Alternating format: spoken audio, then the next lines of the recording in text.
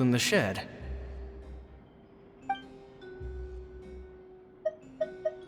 It's nearly time for me to go on tour. I asked the 2 kids if they'd like to come with me, but they shook their heads.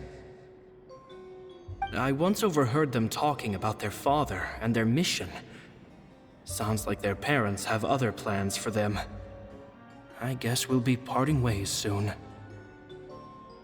It's only been 10 days since I first met them, but I think that I've gotten a feel for their personalities now.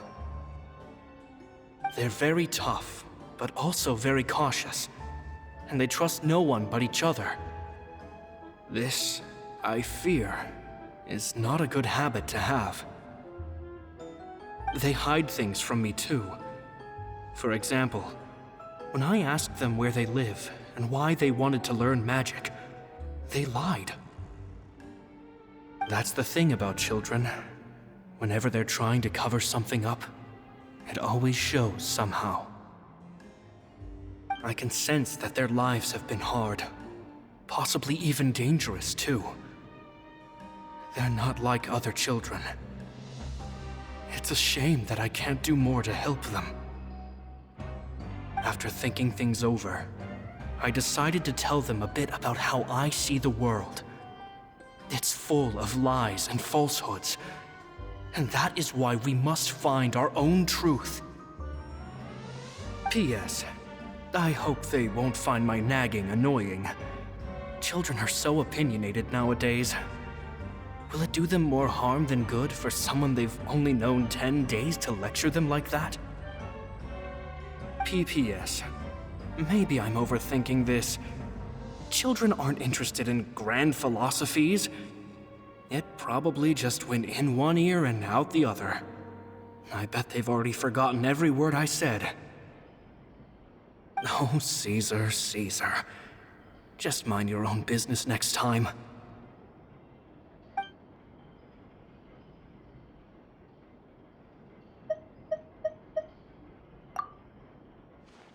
Two magic geniuses with a father and a mission, huh?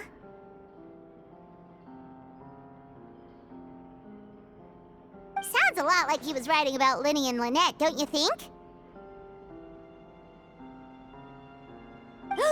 So did they meet Caesar when they were kids? Let's go ask Lyney!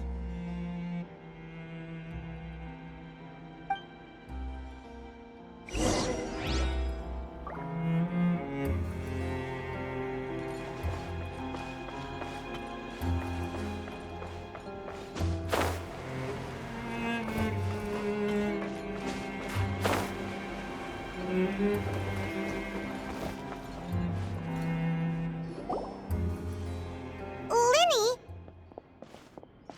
Shh, hold that thought. As I expected, there's a lot of fishy things going on in this place. Fishy? Uh-oh, what have you found? All in good time.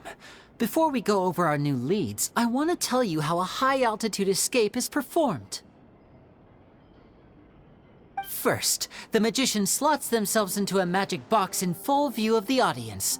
The box is then suspended high in the air, and a short while later, the base automatically opens. At this point, a dummy will fall out of the box, but it looks real enough to grab the audience's attention, and they start wailing and screaming. Meanwhile, the real magician, who has by now blended into the crowd, waits for a good moment to make their appearance and put on a hysterical performance. Oh no! Is that me? Did I just fall to my death? Very vivid description. Paimon can really picture it. And then what? The audience's gaze then turns to the magician, and by the time they realize what's happened, the dummy has vanished, as if everything that just happened was some sort of shared illusion. Of course, that's just how I think the process should work, theoretically speaking. The inventor of this trick never performed it successfully.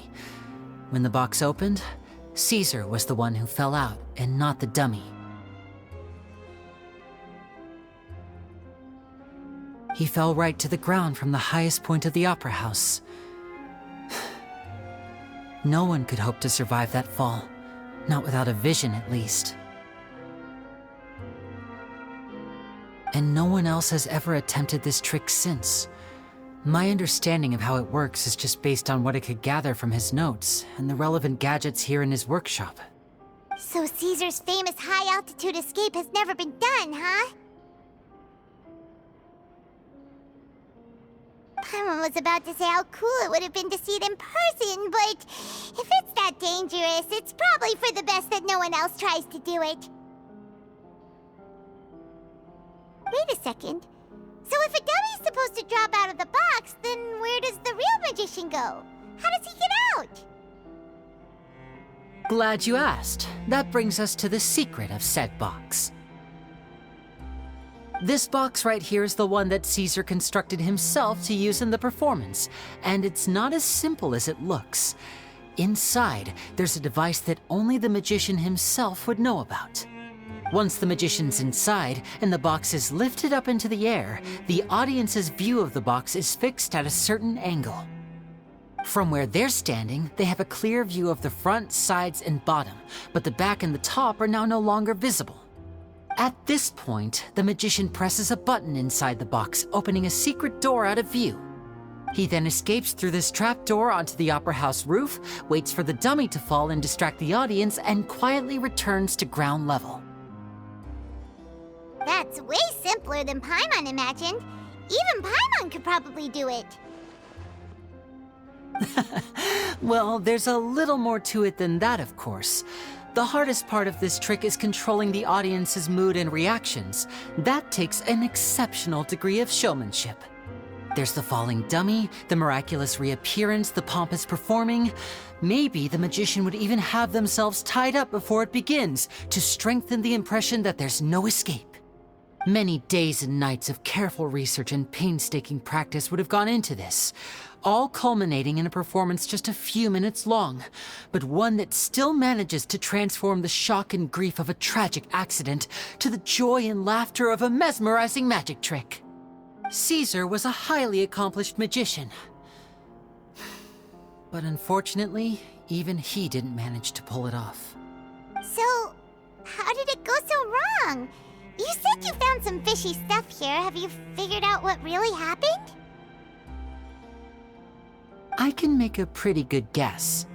I looked into the case files. The magic box Caesar was using at the time of his death had the secret button I mentioned positioned on the right-hand side. And sure enough, he always used his right hand as his dominant hand in public. Okay. Nothing suspicious there. But here's the strange thing. Most of the devices in this workshop have the mechanism on the left-hand side, including this box right here, which leads me to believe that Caesar was in fact left-handed. Because a magician can't afford to have their most basic habits stand out too much. People naturally focus their attention on the most important details of the task or situation at hand. But a magician needs to be able to redirect an audience's attention at will so as to avoid arousing their suspicion. The essence of magic is getting people to believe a lie. If even the truth raises eyebrows, the falsehoods become all the more difficult to mask. And so, Caesar trained himself to use his right hand to align with his audience's expectations. Great magic always requires sacrifices. But in his most stressful and nerve-wracking moments, and when no one was watching, reflex would kick in and he'd use his left hand. That's why he set his gadgets with the mechanism on his left. Exactly. I think that's likely what happened. Caesar would have been under a lot of time pressure during the escape. He'd have had mere seconds to open the hidden compartment, retrieve the dummy, then open the secret door and make a swift escape. But I'm sure he was confident. He would have rehearsed countless times to the point where it was second nature. He'd barely need to think about what he was doing because muscle memory would guide him through. So he opened the compartment, took out the dummy, checked everything was in order, and then went to leave. With his left hand, he reached for the button, and suddenly, his heart skipped a beat. It wasn't there. Much like when you reach for your keys but find your pocket empty, his mind needed a moment to process what was going on. Instinctively, his left hand would keep feeling around for the missing button, maybe for another second or two, until the bottom of the box gave way. With the stakes being as high as they were, just a 2-second delay cost him everything. The authorities would find nothing suspicious and conclude that his death was due to his own error. When in reality, someone switched the boxes, and they did it to murder him. But how would they be able to make the switch without being noticed? That would be difficult to pull off, no? It would have to have been someone who knew that he was left-handed, and who could move his props around without arousing suspicion. Someone who was always by his side. Isn't that right, Lorenzo? You just couldn't let sleeping dogs lie, could you? There's not a lot of people who'd go to all this trouble for some magician who died 10 years ago. I didn't want to have to do this, you know. Silencing you the hard way just creates more problems for me to deal with. But I gave you your chance. I hoped you'd do what's good for you and back off like the lady, but you disappoint me. You mean Gemma? So you are the one who's been threatening her! Yes, although however stubborn she might be, she was never much of a liability. But you people, you never even knew him, but for some reason you just wouldn't drop it. Which is why you can't leave this place alive. Take them out, and make it quick.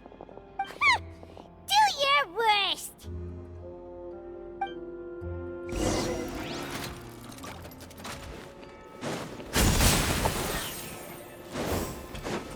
Allow me! Emerge, right here, right now. Order guide you.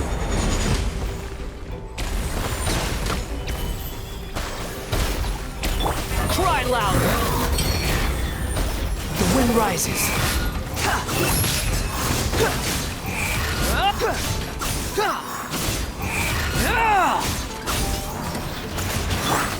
Hope! Mine. Emerge, right now. A sight to behold. Emerge.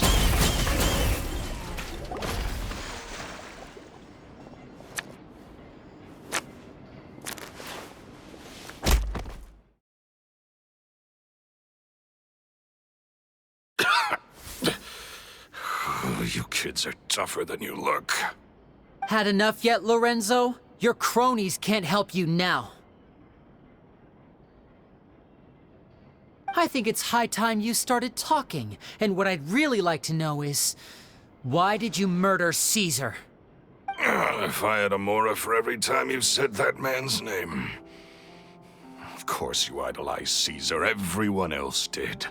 But I was the real genius magician. Me! He was just an amateur who did cheap tricks for gullible children. I was the one who made magic into the fine art it is today. The aristocrats doffed their hats to me!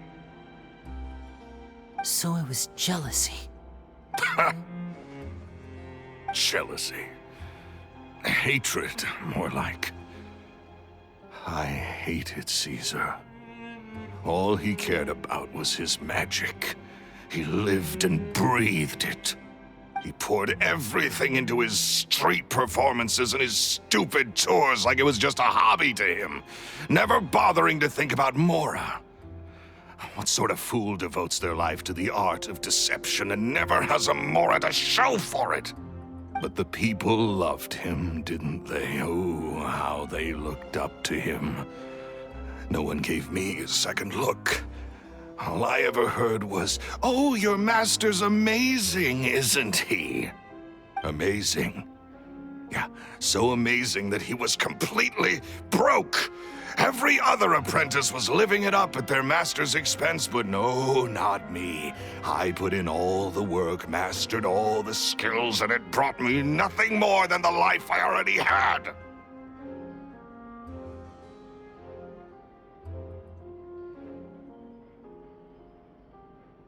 He forbade me from using magic to trick people out of their mora. There was nothing he hated more than that. And with his reputation in Fontaine, it was too risky for me to go it alone. As long as he was alive, if I dabbled in my own brand of money-making magic, he would expose me, and it would destroy me. I had to kill him. There was no other way. He had to go.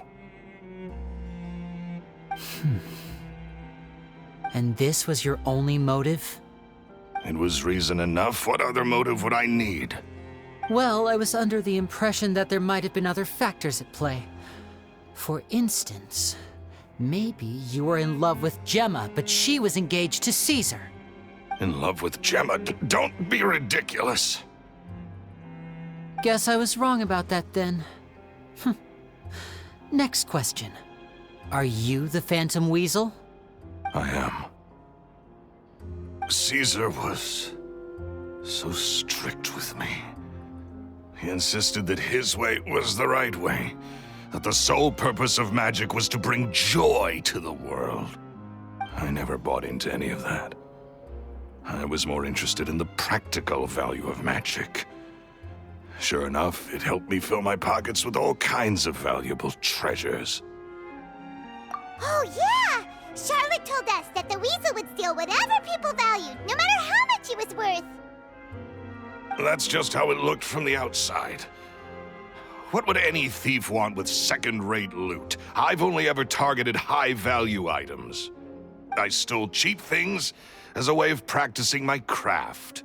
It was other people's overactive imaginations that conjured up the preposterous image they then dubbed the Phantom Weasel. So, that's the story, huh? Well, I hope you're ready to tell it all over again during your trial. What choice do I have? You're a pack of wolves, and you've got me between your jaws. You've seen what's here, and my last-ditch effort to stop it getting out has failed. What else can I do? So be it.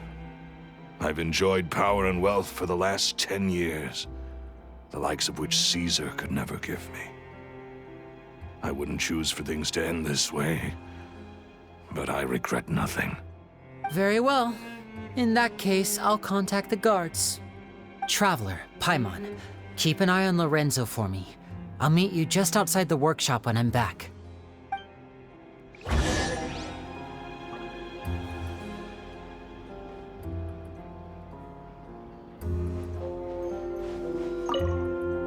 At least I can...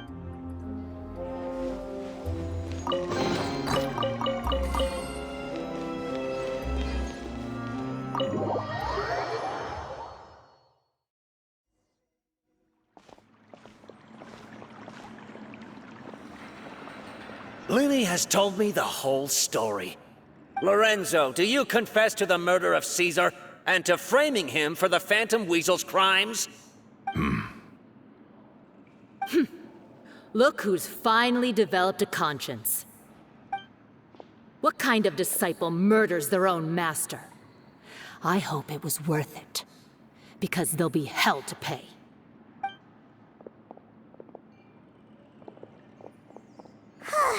Looks like it's all over. What should we do next, Lyney? Should we start preparing for your show? Let me think. Let's rendezvous with Lynette and Gemma first. With Lorenzo in custody, Gemma will no longer have to fear for her safety. Good point. We should go tell Gemma the good news right away. It'll give her some peace of mind for sure.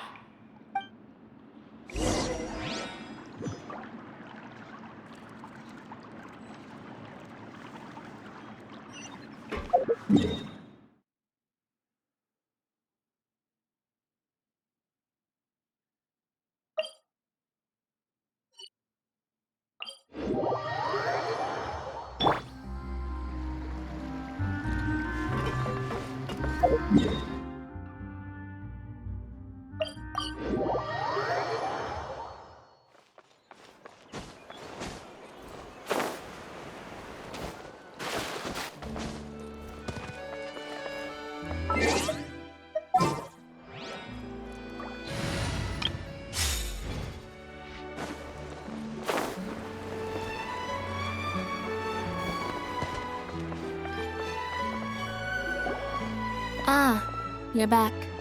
You were so quick. I've only just finished my third dessert. Your third? Lynette, come on, we've talked about this. Everything in moderation. You're not gonna have any room left for dinner now. It's fine. I'll shift to exercise mode and jog off the excess sugar. That's besides the point.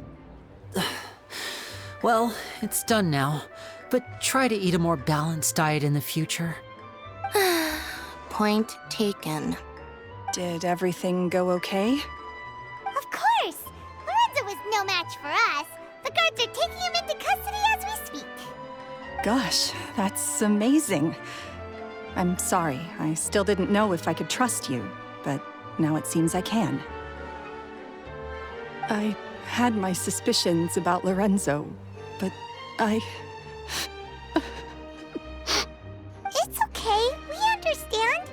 He did threaten you. Paimon would find it hard to trust strangers in your position too.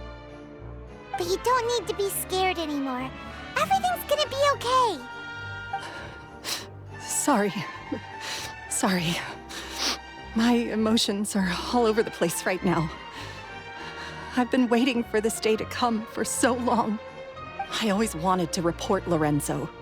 He took all of Caesar's property, which I found suspicious, but I had people watching me all the time, so I couldn't risk looking into it.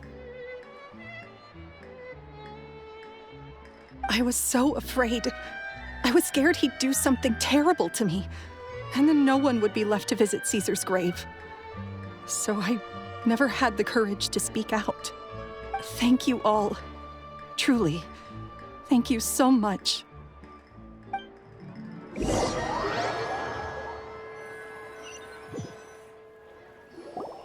Thank you all for clearing Caesar's name. I never would have guessed that Lorenzo was the real Phantom Weasel. He never showed any signs that there were problems between him and Caesar in public.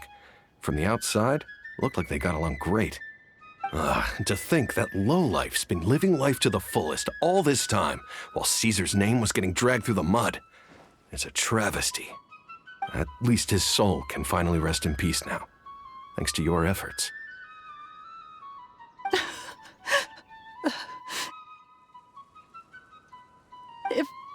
If only I'd realized before it was too late. Don't blame yourself, Gemma. This isn't your fault. Yeah, you still have the rest of your life to live. Caesar wouldn't want to see you spending it feeling guilty. Cheer up, Gemma. My brother's doing a magic show at the Opera House tomorrow evening. Would you like to come along? It might raise your spirits. This show will be a special one. We're holding it in Caesar's honor. In Caesar's honor? Really? Oh, thank you. I'll be there. Great. We'll see you tomorrow evening. Traveler, Paimon, don't be late. Don't worry, we'll be there. No way are we gonna miss out on a free magic show. Wait, Paimon feels like we're forgetting something. Oh yeah, Caesar's daughter!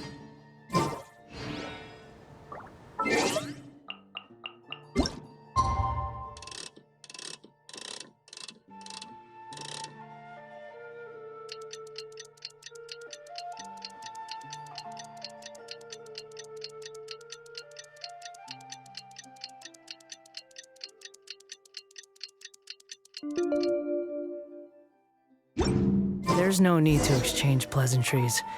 It's rather pathetic to force a conversation just to...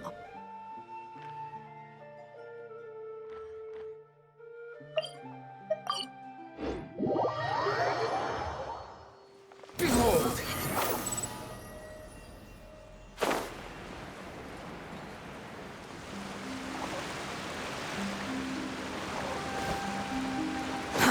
Too slow. Squall and Fury!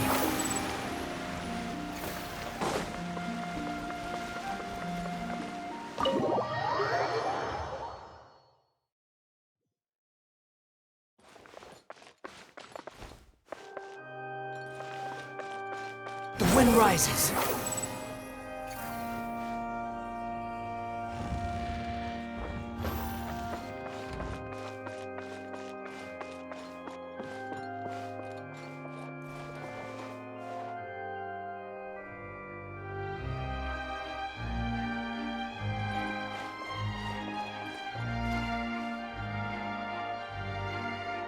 Behold!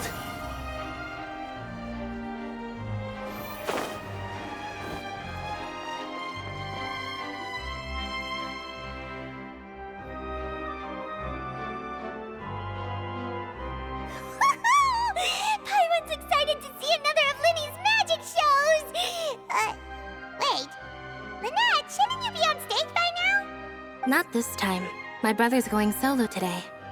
So I'll be watching with you. Good evening, ladies and gentlemen. I hope everybody's ready because the show is about to begin. The great magician Lyney has prepared a spectacular show for us all tonight, concluding with an all-new grand finale that no audience has ever seen before. Wow! A new trick! Thank you all so much for coming. Now, prepare to join me on a journey through the mystical and miraculous.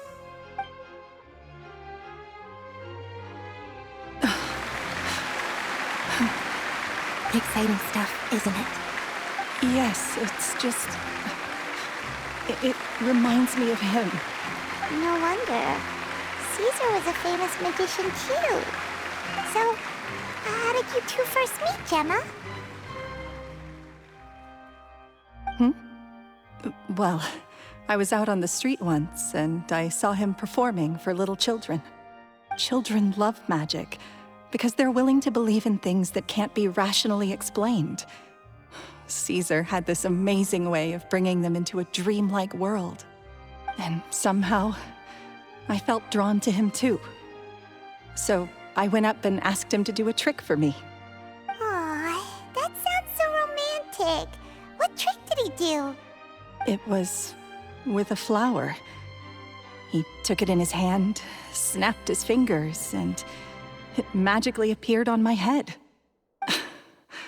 I was so happy that day. No one had ever given me a flower before that. Oh, that's so cute! Actually, now that you mention it, Lyney's done that one before. Is that right? Then I suppose he's a romantic at heart, just like Caesar. So let's treasure the time we have with him. After all, you never know when the people dearest to you might be gone.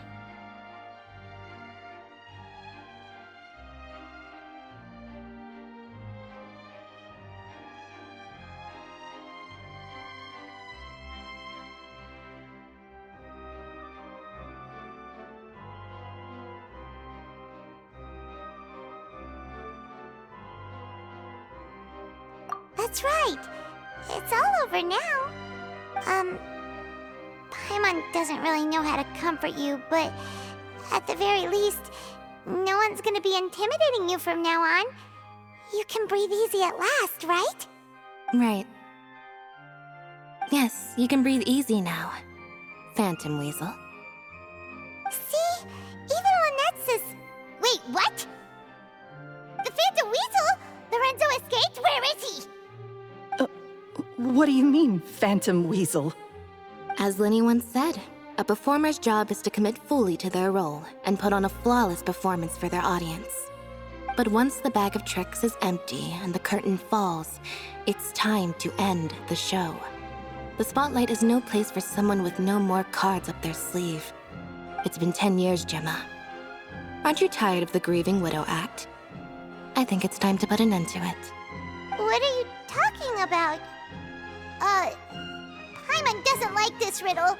Traveler, Paimon doesn't like where this is going. Come on, say something! Ladies and gentlemen, I hope you're all enjoying the performance so far. There will now be a brief intermission, after which Lyney will perform the most electrifying act of tonight's show, the one we've all been waiting for. The final performance will take place outside of the Opera House, so please make your way outside in a calm and orderly fashion. The Phantom Weasel never did like public places, did they? Don't worry, this place will be quiet soon. Let's talk somewhere else for now.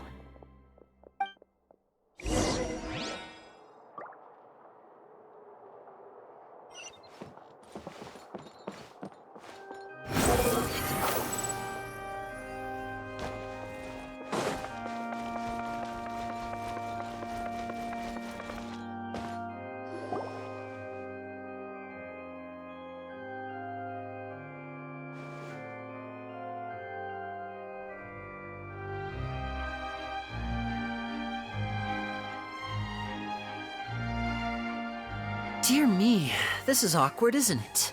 And unfortunately, I'm all out of gadgets, so I'm afraid I can't do any tricks to liven up the mood. This is a big mistake for a magician to make, but thankfully, I do have a backup plan. Now, who wants to hear a story? Lyney, don't we have more important things to address right now? Lynette accused Gemma of being the real Phantom Weasel a moment ago. Oh, what the heck's going on? All in good time. Magicians are good at guessing what people are thinking. I know the questions you want to ask. And as it happens, the story I'm about to tell might answer a few of them. Really? Well then, let's hear it! Paimon's dying of curiosity here! Let's go back to the very beginning. A decade ago, when the Phantom Weasel was terrorizing the court of Fontaine. She never missed a target, never left a trace, and no treasure was safe from her thieving hands. But as her infamy grew, so did the readiness of the police, and her opportunities to act became ever fewer. Every day, she ran the risk of being exposed for who she was. Of course, she could not simply take this lying down, and before long, she found her ticket to freedom. She would create a scapegoat, a false weasel to close the chapter on her behalf. After weighing her options, she set her sights on a renowned magician, Caesar. After all, magic and theft shared enough similarities for people to buy the story when the truth came out. So then what? Being the master deceiver she was, the weasel easily earned Caesar's trust. Now all that remained was to frame him for her countless crimes. But as she was considering how to make her move, she noticed Caesar's aggrieved pupil, and a new thought entered her mind. Maybe I don't need to get my hands dirty after all. At her encouragement, Lorenzo tampered with Caesar's magic box, causing him to fall to his death. Afterwards, Lorenzo seized his master's property, and the weasel set about tarnishing Caesar's reputation. Two co-conspirators committed the perfect crime.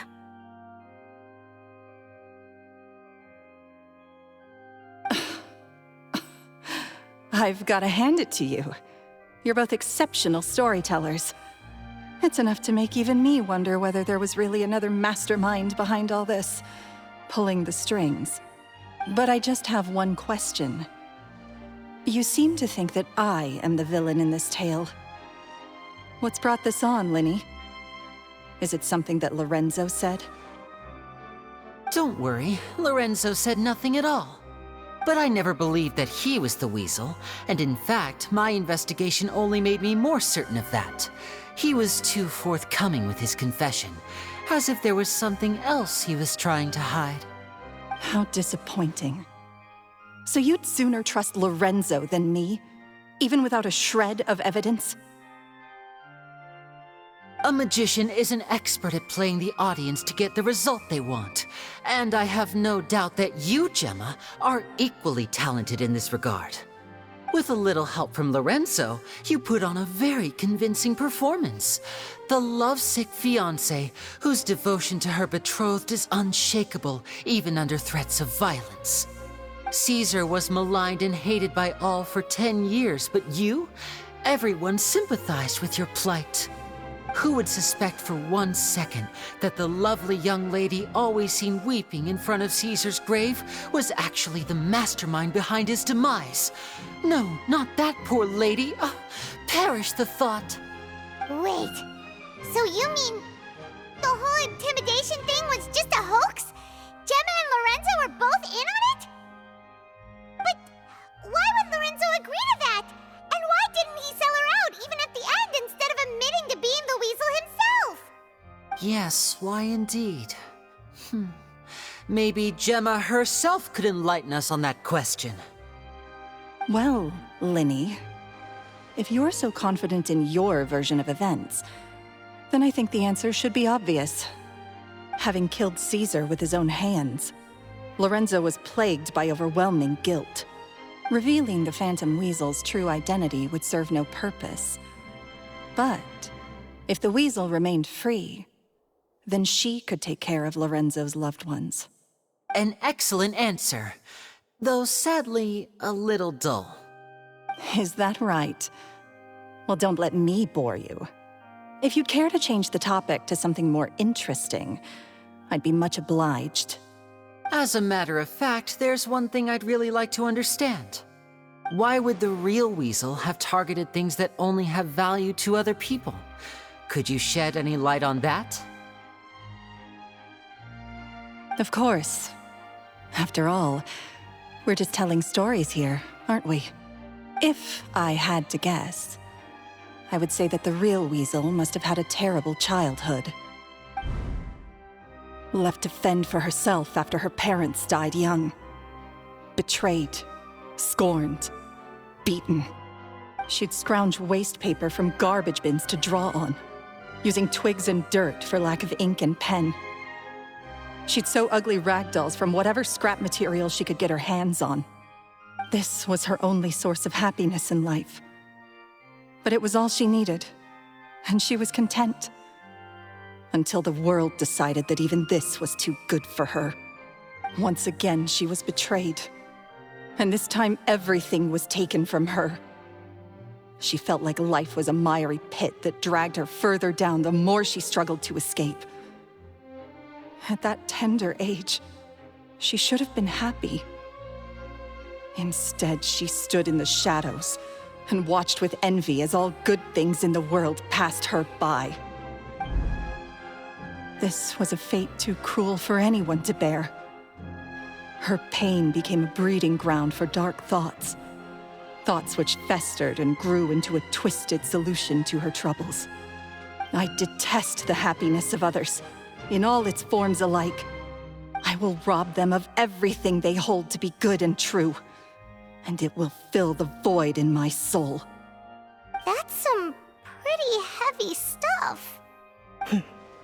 Now it all makes sense. Does this story satisfy you, Lyney? Yes, it is quite to my tastes. Thank you for helping to clear up my confusion. Huh. That's right! What drove you to write that letter, Gemma? What were you trying to achieve there? Because without that, none of this would have ever come to light! She didn't write the letter.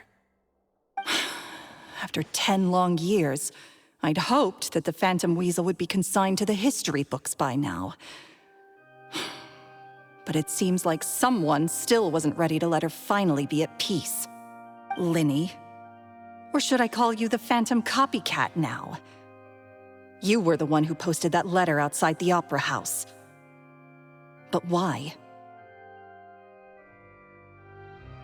Very sharp, Phantom Weasel. Still as shrewd as ever. Well, no need for me to be coy about it. Our goal was to clear Caesar's name. The most straightforward way to change the public's impression of Caesar was to force the Weasel to show themselves. That's it? You had no other agenda? Of course we did. We made it quite clear in the letter, I believe. I shall take from you that which you hold most dear, just as you did to me 10 years ago. 10 years ago? You mean Caesar's death? You met him? Wait. Oh, I get it. You were those two obnoxious kids. It's been so long, and you're all grown up now. I didn't recognize you. He taught you magic back then, didn't he? For what, 10 days or something? And you went to all this trouble. Why? Because you feel like you still owe him something? We remember all our debts, however great or small. 10 years ago, Caesar's reputation was torn to shreds and his legacy was thrown out. 10 years on, and no one cares what the truth is anymore. But we did not forget, and so we came to find you. And? What exactly did you take from me? I'm still standing, as you can see. Lorenzo has admitted to everything. I'm free. Free? Do you really think so? Caesar once told me that even though the world is filled with lies and falsehoods, we must find our own truth. I think that applies to you too. Truth can take many forms. Prized possessions with nostalgic value, fervent hopes and dreams, and irreplaceable people. Life took many things from you, and those wounds never healed. When they ached unbearably in the dead of night, stealing became your way of numbing the pain. What are you trying to say? I'm saying that for the last 10 years, you've been living a rather uneventful life. Perhaps that's because you found something other than a life of crime to fill the hole? Back to Lorenzo for a second. He murdered his own master, played along with your act, and took pains to make sure any suspicion would be directed towards him. But what did he have to gain from all that? He knew who you were and the things you'd done, and despite that, he was willing to give everything up for your sake. He's the reason that you haven't felt the compulsion to steal in all these years. You're more than just accomplices in murder. You're the only real friends each other has. So I think you know, deep down, that he is the only truth you have in your life. But that truth is gone now, and I guarantee you, you'll never see it again. Congratulations on your freedom, Gemma. Your freedom will cost you dearly. From now on, you'll be all alone in a world full of lies and falsehoods. I do hope you'll be able to bear it. You've still got a long life ahead of you after all. Gather round, one and all. The time has now come for the amazing Lyney to perform his final act in tonight's show. I'm sure you're all wondering what he has planned for the grand finale. Well, wonder no more, for the answer is a death-defying high-altitude escape. A high-altitude escape? I'm sure you all remember the magician Caesar. This was the very trick that led to his fatal fall, after which he was dubbed the Phantom Weasel. But we have now learned that Caesar was wrongly accused, and that the real Weasel has now confessed to their crimes. Guess that's my cue to leave. Whew. I've been practicing this one for ages now, but I'm still a little nervous. Traveler, Paimon, I hope you enjoy the rest of the show. There may be a lot of people watching tonight, but you alone are my true witnesses.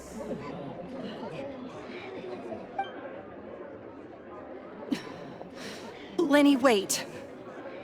You two hid a lot from Caesar. He went to his grave without ever knowing your secrets. So what about now? Are you an open book? Or are you still the same as ever? You don't have to tell lies to end up isolated and alone. One day, you'll end up exactly where I am today. Maybe then you'll finally understand. You're wrong. I'm nothing like you.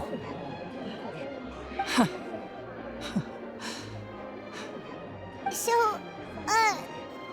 what are we, doing now? Like Lyney said, when you're ready, let's head outside and watch the show. But what about Gemma? She'll figure out what's best for her soon enough. Oh, and if you'd like to see Lyney after the show, you know where he'll be. The usual haunt. All right. Well, let's go and watch Lenny's finale then.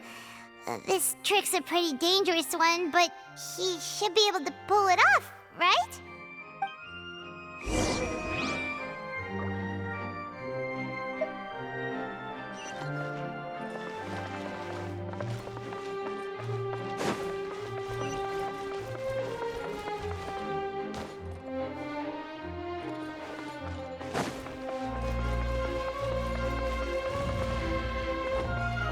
Quit following, the wind rises.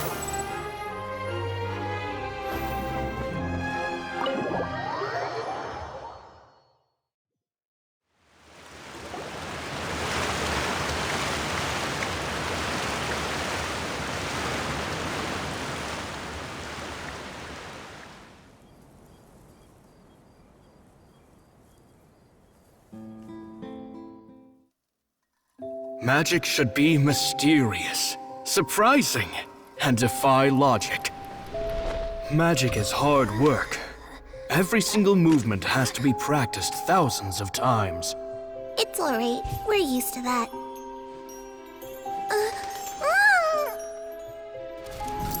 We're sorry. You've taught us so much, but we can't tell you the whole truth. It's okay. Do you still remember what I told you? This world is full of lies and falsehoods. I only hope that one day you can find your own truth. What about you? Have you found your truth? Magic is my truth. I want to perform a magic trick so great that people will always think of me when they talk about it. For a magician, what greater honor could there be? Look! Behold! Lyney is sealed inside the box. Will he manage to escape? 10 years ago, Caesar attempted this very trick, and it was at this precise moment that...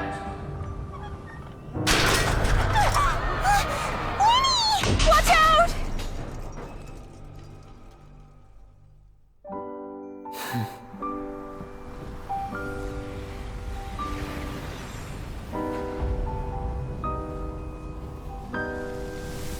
Mysterious. Surprising. And logic-defying. Isn't that right? This honor belongs to you, Caesar.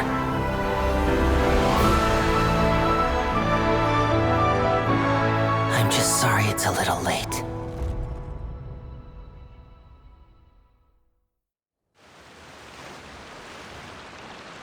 Did you see that? 1 minute he was falling, and the next, he turned into flowers. How could he possibly have done that? How mysterious. I didn't blink once. He just vanished right in front of my eyes. What a heart-stopping magic show! This was really worth the trip.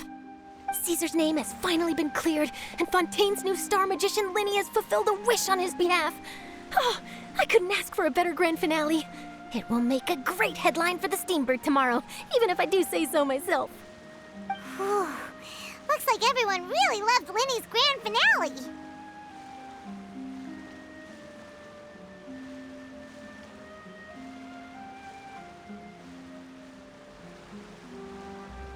Paimon doesn't see Lyney anywhere.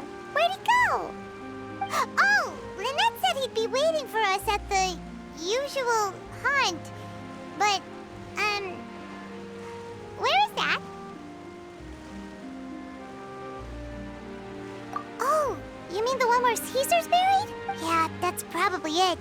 This whole magic show kinda seemed like Lyney's way of saying goodbye to Caesar. So it makes sense that that's where he'd be afterward. Alright, let's go look for him there.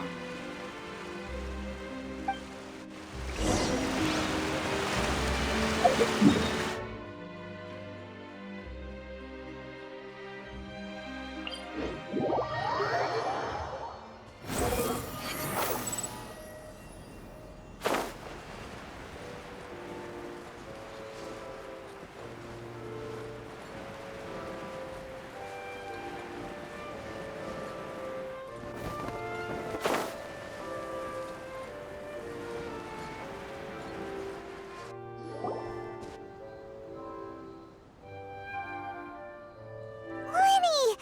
There you are. Are you alright? Paimon was scared to death when the chain broke. Paimon was sure something had gone horribly wrong. Magic is a performance art. A magician has to get creative to keep the audience on tenterhooks. That's our job. So I tweaked Caesar's original setup a little to keep it fresh. I was honestly a little nervous during the live performance.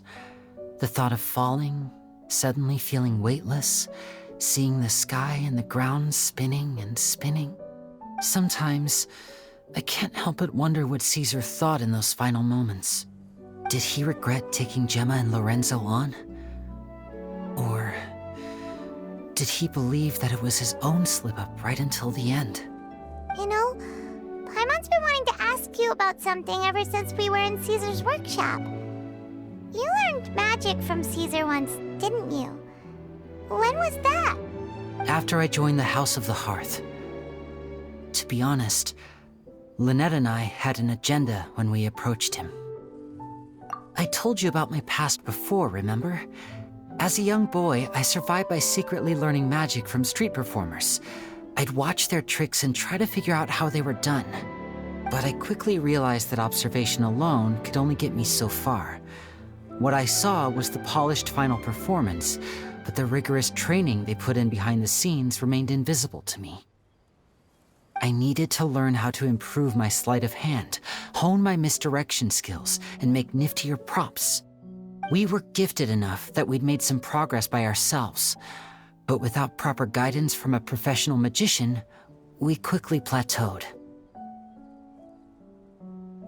So that's why you sought Caesar out? Yes. We figured there was no harm in asking, but it took us by surprise that he was so willing to teach us. In all, we only spent 10 short days together, but he was very good to us. By contrast, we hid so many things from him. For instance, when he asked why I wanted to learn magic, I answered, "It's my passion." But in truth, there was already a lot more to the story by then. After being taken in by an aristocrat for our magic talent, then betrayed soon after, this was no longer about me doing what I loved.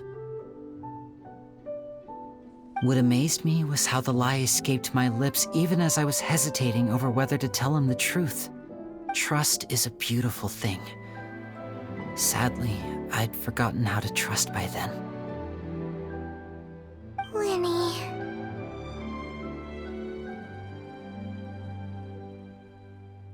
Still worried about the way I feel? You really are a gentle soul, aren't you? But don't worry, I'm used to it now.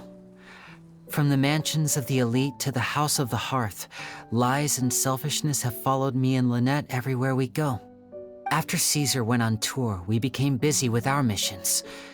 The next we heard of him was that he'd fallen to his death, and was now declared to be the Phantom Weasel. That night, I remembered his smile. But as I lay there, I didn't know what to say to him. To keep secrets is to put up walls. The longer you keep them up, the less you let people in. Then, one day, you look around and realize your life is like an empty auditorium after a show, full of seats once occupied by all the people who left. But I guess that's the price we have to pay. You only realize how much someone really meant to you when you lose them completely. That's why I was so confident this would hurt Gemma. Because I felt it for myself.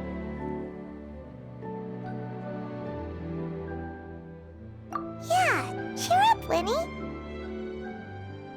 We've had to say our fair share of goodbyes during our journey, too. But whatever happens, Paimon always believes in what tomorrow brings. Delicious food, fun toys, and the traveler by my side. Paimon just needs to focus on things like this, and all the unhappy stuff goes right out the window. You know, Traveler, doesn't that kinda make you Paimon's truth? Exactly. It's the same for me and Lynette. We are the truest thing each other has in the world, and nothing can replace that. Life has taken plenty from us, like it did from Gemma. But at least it left us with each other. That's what gave us the strength to get through the darkest days. That's why the darkness never consumed me, and why it never will. Maybe we live in the shadows too, but we remember every precious ray of light that shines through. All right, time to lighten this conversation up a little. What did you think of the show tonight? Were you happy with it? It was amazing! Paimon just wishes we hadn't been so distracted with the Gemma situation. We spent most of our time in the Opera House just talking and pretty much missed the entire first half of the show. Lyney, could you do just one more trick for us? Whoa, that's a bit of a tall order, I'm afraid. The show's just finished, so my sleeves are decidedly card-free right now.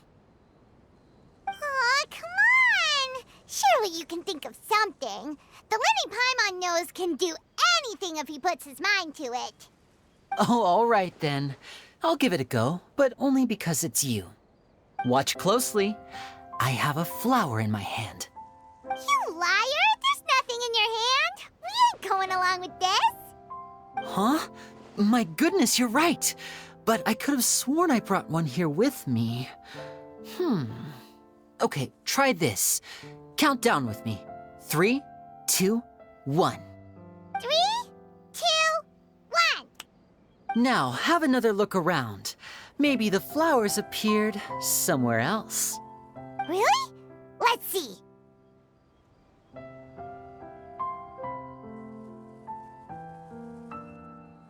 Wow, there it is! Oh, this is a different flower from the last time, right? This one's called, oh yeah, a rainbow rose. But more importantly, Paimon has to know how the trick is done. Please, Lyney, pretty please! Well, if you want to learn magic, you'll have to start by addressing me as teacher. Ugh. Fine. Please, teacher, please! Since you asked so nicely, I'll share one little tip with you. Namely, the student of magic cannot solely rely on others being prepared to reveal their secrets. You have to observe, think, and find the answers for yourself. Is that it? Look at the time. We shouldn't linger here too long. Thanks again for coming to see my show. I bid you both good night. I look forward to seeing you again. All right, fine. See ya. Shall we head back down too? Oh, Paimon can't wait to read The Steambird tomorrow. Paimon bets Lyney and Caesar will be plastered all over it. Let's head to the Steambird's offices tomorrow morning and see what we can